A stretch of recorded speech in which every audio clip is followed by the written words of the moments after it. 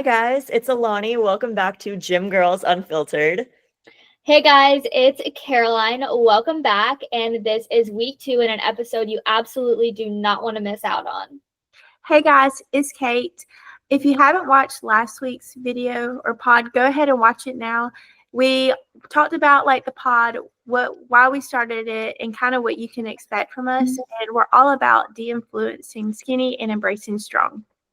This week, we're getting real. We're kind of diving into what the lies that diet culture sold us. I think this is something we can all relate to and how we're finally letting them go, because it's a tough topic that we're going to be getting into. So this week's episode is the BS that we finally had to unlearn to feel free in our bodies. So let's jump into it. I think we're going to start off with the lies that we believed. And there's kind of a few things that come to mind here, like detox teas, how they worked, and like all these things that are packaged in this pretty package and are sold to us. So I feel like, Caroline, you have a really good example of this. Yeah, so first I will get into the allure of detox teas and why I thought that they worked. Personally, when I started my fitness journey, I was someone who believed in all the things such as green tea, taking apple cider vinegar and lemon in the morning, drinking teas at night, thinking that, green supplements and green powders were going to give me that flat stomach I always wanted. And also things like vitamins and gummies and supplements that just made me feel better and detox me. But at the end of the day, that just does not work. It is not going to give you the results in the long run. I would call them like a Band-Aid, but what it's really going to come down to is really focusing on the things that we are going to talk about and the healing that we will get to next. So they do not work for you. I tried them and they are nothing that I do now. Yeah, all of those things were all over social media. Like Vine was really big back then Instagram, even like Pinterest and Snapchat. Another thing that was big on social media, a lie I fell into, was the 1,200 calorie diet. And I even took it so far that I would dip below those 1,200 calories. Like it got so bad to a point where it's like 800, 900 calories. And I thought the less I ate, the better I would look. And I remember going on vacation with my family, and they were like, why don't you just eat some of our food? And I was like, no, like I have to eat, like I have to track my macros and hit this certain number. And at the time I thought it was like discipline, but it wasn't discipline. It was just not knowing and falling into the lies that social media and everyone was just preaching back then. When I was first on my fitness journey, I joined like a program from a girl who like lived in the UK. And I think she had me eating around like 1,200 calories, and I thought that that was like sustainable. And that was my senior spring break, and I went to the beach and I was tracking everything to a T, and I took these pictures with my friends. And after like 3 years of building muscle and looking at myself now, I look back at those pictures and I'm like, oh my gosh, I was so skinny, not in a good way. I think that's something that is cycled too, like even generations from like the 80s and the 90s, where it was always like, get as skinny as possible, like be your smallest self. And then I think we kind of got into, all right, everybody's building muscle, and we were good there for a second. And unfortunately, I think that trend is coming back around. Like I'm seeing that more on social media again, where it's like skinny talk, get as skinny as possible. And I'm just like, no, please do not bring this back. I think especially with the older generation too, like I don't know about y'all's parents, especially my mom. My mom eats like 2 meals a day. I'm like, Mom, you eat what a toddler needs to be eating. Like, Yes. this is not okay. Even people I work with, they'll ask me for like advice and stuff, and I'll like tell them like my food and what I'm eating, and they're like, oh, I can never eat that. And I never like watched people and like what they eat, but I've noticed that a lot of the people, especially girls I work with, they always skip breakfast, and they'll go like get something from the cafeteria, and it's usually like a small salad or like a yogurt or something, and they'll be like, I'm so hungry, but I don't need to eat. I don't need to eat. Like, especially there's some that are like planning some weddings and stuff, and they're like, I'm trying to lose weight for my wedding, like I cannot eat. And I just want to be like, that's not the way to do it. Let me help you. It's such a mindset thing too. And I know that we're so in like the fitness space and we're so lucky to like have this information. That's something that I see with girls that come across my way, whether it's like for coaching or whatever it is I feel like there's two ends of the spectrum. There's one where it kind of leads you into that binge restrict cycle where you're like, all right, I'm going to wake up. I'm going to be good today. I'm going to not have breakfast, right? And then I'm going to have a salad for lunch. And then you get to the end of the day and you're so hungry and now you feel out of control to where now you're having 2,000, 3,000 calories because you're like, I've restricted myself all day. And then you just fall into that guilt cycle where you aren't eating for your goals anymore. And I think there's another side of that spectrum as well, where people think it's like what you guys are saying, where it's like, we are good about eating balanced meals, but somebody will see what we're having, right? And it'll be, say, a lean protein, a carb, a fat, and they're like, oh my gosh, that's so much food. When in reality, it's like a lot less calories and more filling than a meal that somebody else would be having. Like maybe somebody on the opposite end is like, all right, I'm going to be good. I'm going to start my day with a coffee. I'm not going to have breakfast. They have a 400 calorie coffee. And then you get to lunch and you have a salad with dressing that adds 1,000 calories. And it's switching your mindset from like this food that's good and this food is bad. And it's taking those labels away. You know what I mean? Yeah, I think something else that I really see is that fear of carbs, and people are just so worried to eat carbs. Like they see how much rice I'm eating, how much potatoes. Like I make sure I have a carb in every single meal, especially pre and post training. And a lot of people I work with are scared to eat carbs, want to pull away carbs, want to go on a keto diet or be restrictive with carbs. But what they don't understand is carbs give us the energy that we need to train hard, for our bodies to be fueled, for our minds to work. And like, that's one thing that should not ever be cut out of your diet.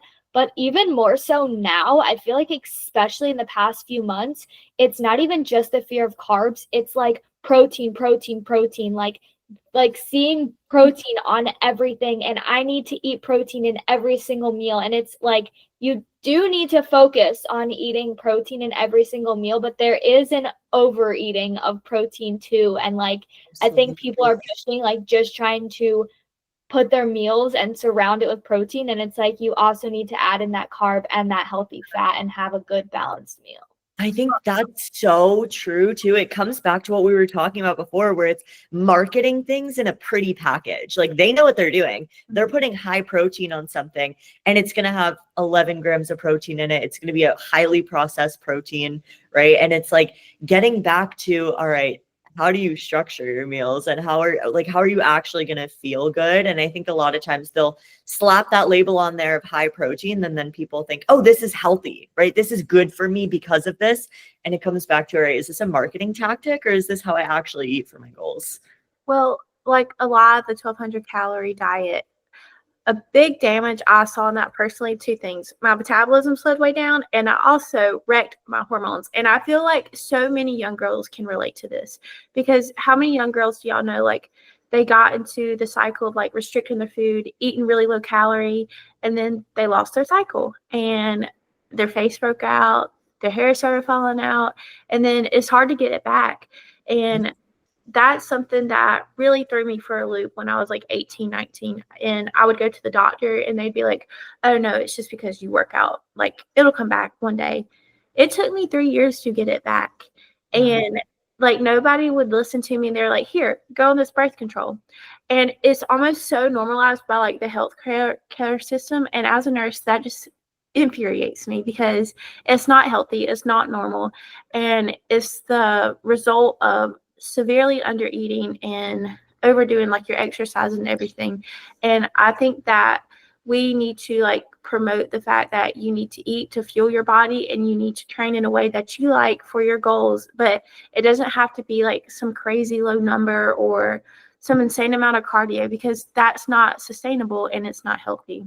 Absolutely. I think that's so important too, that we bring that up as bodybuilders. I think all of us have been through that, where it's like, hey, I think we're very open about that as well, where there's a difference between a lifestyle phase and wanting to lose weight sustainably, and also realizing that bodybuilding prep is that extreme. And I mean, I don't know if this is maybe going a little bit deeper than we want to go or how open we want to be, but have you got, like, Caroline, have you lost your cycle in a bodybuilding prep as well? Yeah, so I actually lost mine last July and then didn't really think much of it because I was on birth control. Yeah. And so got like off my birth control and lost it, and then was like, I'm still gonna go through my prep. Still went through prep. I'm about 3 months post show right now, and I'm trying to work on getting it back right now. So it's almost been a year since I've had my cycle, which I will be the first to say is not healthy and should not happen. Absolutely. And I mean, I've been there too. I mean, I'm currently in a bodybuilding prep, pushing my body pretty hard, and I haven't had my cycle since, I want to say, February, and now it's July. So I think we all are really aware about how important nutrition is and not pushing our body so hard to where we can stay healthy. Right. And even like the hormone side of things, like, do y'all have girls come to you that they're like, yeah, I want to lose weight, and then you send them their food or their macros or anything, and it's like, oh, like 1,800 calories or 2,000 calories, like some big number to them, and they're like, oh no, my metabolism can't do that. Do y'all have girls? I hear that a lot. I hear the word metabolism. Oh, my metabolism is slow.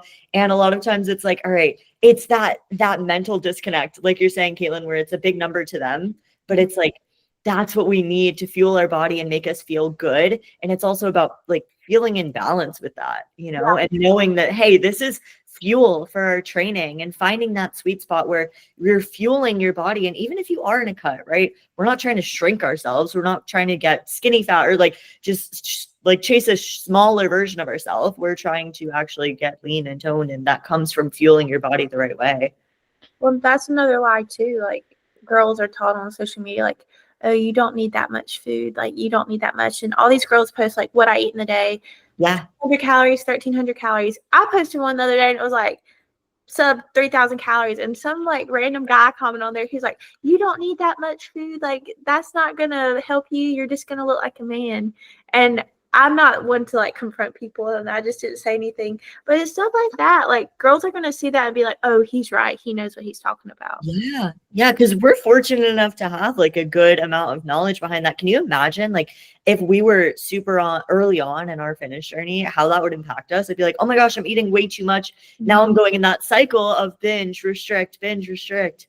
It's a wild world out there on social media.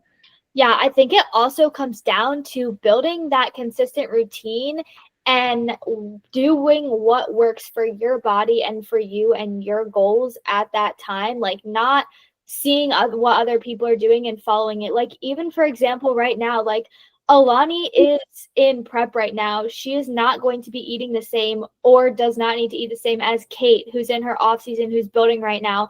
And I am in the middle of that 3 months post show. So I'm not going to be eating at the high end that Kate's at, but I'm not going to be under fueling my body either, eating what, you know, Alani's eating right now. I'm going to eat for my journey and to fuel my body to grow.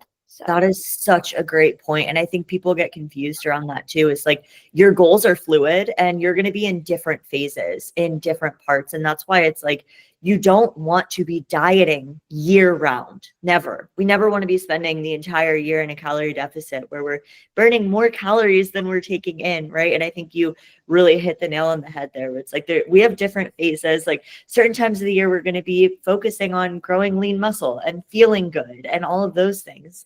And certain times it's going to be a different goal, and that changes how we eat, how we move, how we feel. So it all goes together.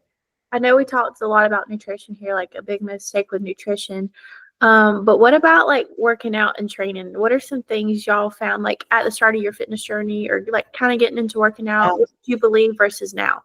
Oh my gosh. I think the biggest thing, and I think a lot of girls can relate to this, is I remember this was COVID times for me, and I was like just getting into the gym. I didn't really know what I was doing. I was going based off of like TikTok workouts and Pinterest. And I remember being in my room doing ab workouts and thinking that like I would eat like a tub of Ben and Jerry's ice cream. And then I'd be like, all right, I'm going to cancel it out. I'm going to do 100 crunches. And I would think that like I'd be searching all these ab workouts for like, okay, how can I get a 6-pack or those 30-day challenges? Or I remember doing like Chloe Ting workouts. I don't know if you guys like did those in COVID. Yep. Oh my gosh, like doing like 100 body weight squats. I remember, what were those? It was like the plank, like up downs or something. Yes. Those are so fun. I think that was the biggest thing for me, is thinking that those were the things that were going to make the difference. Yeah, for me, I like, and asked me to run now, and I'd be like, yeah, are you kidding me? I do not run. Like, give me weights all day long. Tell me to run. Absolutely not. I used to run like 2 to 3 miles every single day, and I thought that that was going to get me my dream body. And here we are today, and you ask me to go run a mile, and I'll be like, no, take me to the gym for 3 hours instead, please. My biggest thing was I thought like couldn't pick up anything over 10 pounds and how to do a bunch of reps, because that's what's going to give me like that toned muscle look. Yes. And I also remember I was doing those like YouTube ab workouts, or like there was one video I remember, it was like jump squats or something, and I remember my dad yelling or we have a downstairs and I was upstairs. My room was like upstairs above the living room, and I remember him just yelling and be like, Caitlin, what are you doing? And I was so embarrassed. I'd be like, nothing, I'm fell, I'm sorry. I was the same way, and I'm so glad that it's not just me. I remember being terrified of anybody walking in on me if I was doing one of these workouts. Like, I was like, oh my gosh, like if my parents came into my room, I would have been mortified. Like, I'm like, I'm just, I'm not doing anything. And it's like, why were we so embarrassed that we were like working out in our room? Right. Yeah. And even like when I started going to the gym, I was just so embarrassed. But I think a lot of girls need to hear this, because a lot of girls come to me and they're just like, I don't know what to do. I'm scared. I'm embarrassed.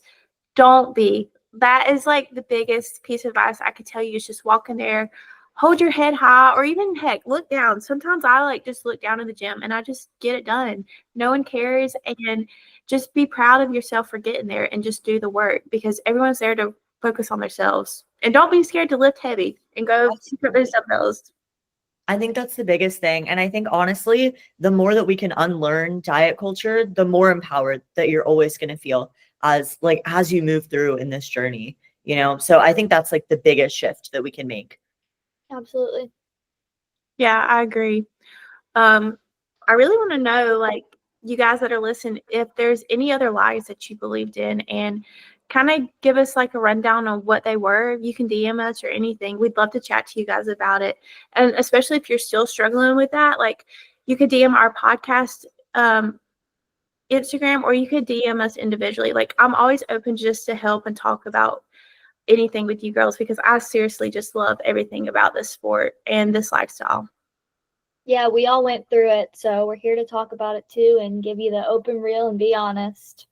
Absolutely, because there is so much conflicting information out there, and we all know, like when we started it, it's hard to know where to start, So that's what we're here for. That's what I'm excited to kind of make really clear through this podcast. But the more that you guys ask questions, the more that we can help you guys and get you on the right track and feeling empowered and feeling like you're in control of your fitness journey. That's the whole goal, Yeah, this is only week 2, and we're still kind of getting to the swing of things, but I really would want to hear from you guys. Anything you want to hear, please let us know, comment it, DM us, or anything, because this is a podcast for us to talk, but we also want to be just a resource for you guys. So let us know anything you want to listen to or have questions about. I think it'd be fun if we did like a Q&A episode too. So yeah, that'd be a lot of fun. That would be a lot of fun. Yeah, definitely leave those in the comments wherever you're listening. We're going to be dropping new podcasts every Monday is the day that we decided. We're going to do Monday mornings at 5 a.m. So look out on those. They're going to be on all the platforms that you watch your podcast on. We're on YouTube. We're on Spotify. We're on Apple Podcasts. We're on Google Podcasts. All of that is under Gym Girls Unfiltered as well. And our socials are Gym Girls Unfiltered Pod. If you want to see some clips there, DM us, give us some inspo for what you guys want to hear about in the next podcast. And we will see you guys in the next week. Yes, so always remember that food is fuel and not something to earn or burn off. We focus on balance and real freedom. That is not fearing over a cookie or obsessing over a scale. So we hope you enjoyed today's episode of Gym Girls Unfiltered, and we will see you next week for episode 3.